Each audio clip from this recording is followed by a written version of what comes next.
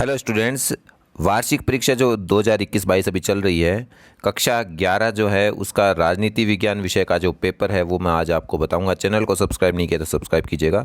प्रश्न और उत्तर दोनों बताने वाला हूं। कुछ महत्वपूर्ण प्रश्न हैं।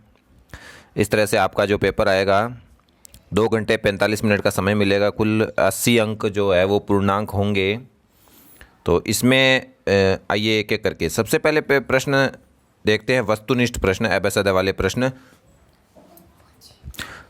लोकतांत्रिक संविधान में कानून के निर्माण का निर्णय लिया जाता है तो 4 ऑप्शन है। राजा द्वारा, जनप्रतिनिधियों द्वारा, साम्यवादी पार्टी द्वारा या न्यायपालिका द्वारा। तो संविधान बनाने का, कानून बनाने का जो निर्णय जो लेते हैं वो जनप्रतिनिधि लेते हैं। तो इसका सही उत्तर हो जाएगा पहले का।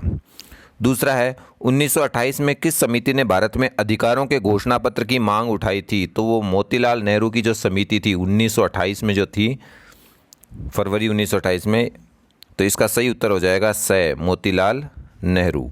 अगला है संसदात्मक व्यवस्था को निम्न में से किस देश में अपनाया गया है? तो भारत में जो है संसदात्मक व्यवस्था है। अगला प्रश्न है लोकसभा का सदस्य होने के लिए निम्नतम आयु सीमा कितनी है? तो लोकसभा सदस्य के लिए निम्नतम आयु सीमा है वो है 25 वर्ष। सही उत्तर हो जाएगा इसका 25 वर्ष। अगला है भारत के सर्वोच्च न्यायालय के मुख्य न्यायाधीश की नियुक्ति कौन करता है? तो वो की जाती है राष्ट्रपति के द्वारा।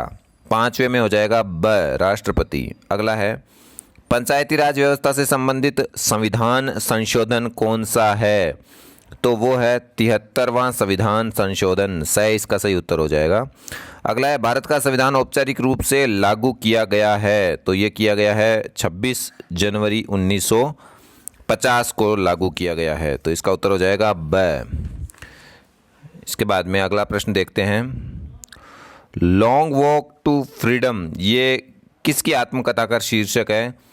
तो वो है नेल्सन मंडेला। इसका उत्तर हो जाएगा अगला है इंटरनेट का प्रयोग करने वाले को क्या कहते हैं? तो नेटिजन कहते हैं। अंग्रेजी में इंटरनेट का प्रयोग करने वाले को कहते हैं नेटिजन। इसका सही उत्तर है। अगला है छुआछूत विरोधी निम्न में से किस समानता के पक्षधर हैं? तो वो हैं सामाजिक समानता के पक्षधर। इसका सही उत्तर है। इसके बाद में आपके कुछ प्रश्न रिक्त स्थान के होंगे। तो पहला प्रश्न देखते हैं। दुनिया में आज भी एक प्रभावी शक्ति है, क्या है? वो है राष्ट्रवाद। अगला है शरणार्थी और अवैध, इसका सही उत्तर हो जाएगा अवैध प्रवासियों को कोई राष्ट्र है वो पूर्ण सदस्यता देने के लिए तैयार नहीं है, अवैध हो जाएगा। अगला है हमारी बेहतरी के लिए आवश्यक है, तो वो अधिकार आवश्यक है। अगला है फ्रांसीसी क्रांतिकारियों का नारा था स्वतंत्रता, समानता और भाईचारा। इसमें आ जाएगा समानता। बाहरी प्रतिबंधों का अभाव ऐसी परिस्थितियों का होना जिन्हें लोग अपनी प्रतिभा का विकास कर सकते हैं, ये क्या होता है? स्वतंत्रता है। यहाँ आ जाएगा स्वतंत्रता। अच्छा, इसके बाद में अगला प्रश्न है सभी पंचायत संस्थाएं हैं उनमें 1/3 सीटें महिलाओं के लिए आरक्षित है, तो इसमें आ जाएगा महिलाएं। हमारी प्रशासकीय व्यवस्था जो है वो किस प्रकार की है? इकहरी।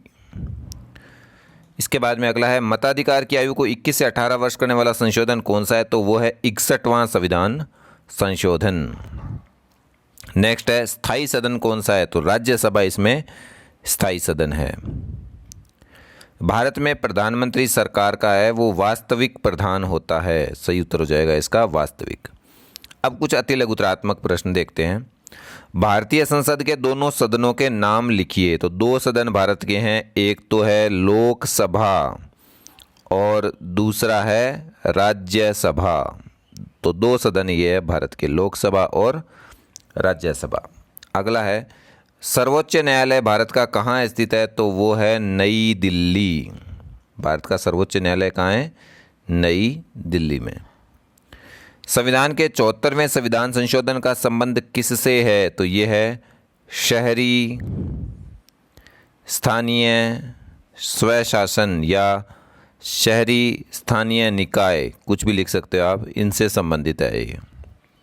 यानी नगर पालिका से इन सब से संबंधित है। अगला है भारत का संविधान लचीला है या कठोर है?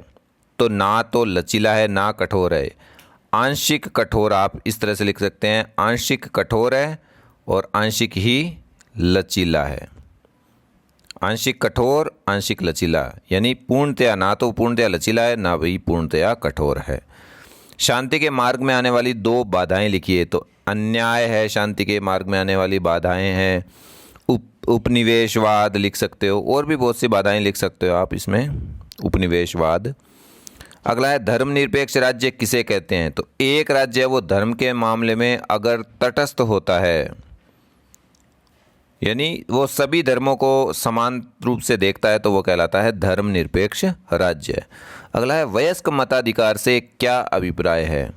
वयस्क मताधिकार में जिसमें सभी वयस्क यानी कि 18 वर्ष से ऊपर वाले, तो सभी वयस्क जो नागरिक हैं उन नागरिकों को बिना किसी भेदभाव के मत देने का अधिकार, यानी वोट देने का अगर उन्हें अधिकार होता है तो वो कहलाता है वयस्क मताधिकार। यानी वयस्क जो नागरिक हैं उन्हें अगर मत देने का, बिना किसी भेदभाव के मत देने का अधिकार हो तो वो कहलाता है वयस्क मताधिकार। अगला है राष्ट्रवाद के 4 प्रतीक लिखिए। तो भौगोलिक एकता, भाईचारा, सांस्कृतिक एकता, भाषाई एकता, सामान्य आर्थिक हित, ये सभी प्रतीक लिख सकते हो आप। अगला है भारतीय संविधान में वर्णित अधिकारों को क्या कहा जाता है। तो वो कहा जाता है मूल अधिकार। भारतीय संविधान में वर्णित है वो मूल अधिकार। अगला है समानता के 2 आयाम लिखो। तो सामाजिक समानता, राजनीतिक समानता, आर्थिक समानता, ये सभी क्या है, समानता के आयाम। कोई 2 लिखने हैं तो सामाजिक, आर्थिक, धार्मिक। आगे है राजनीतिक अधिकार किन्हें प्राप्त होते हैं। तो ये प्राप्त होते हैं नागरिकों को।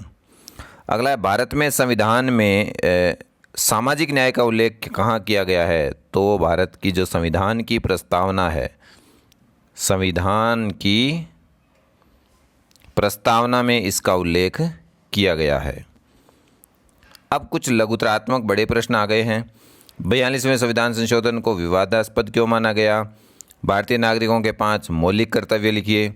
कठोर संविधान और लचीले संविधान, इनमें क्या अंतर है। हमें स्वतंत्र न्यायपालिका की आवश्यकता क्यों पड़ती है। जनहित याचिका गरीबों की मदद है, वो किस प्रकार से करती है। प्राकृतिक अधिकारों की अवधारणा क्या है।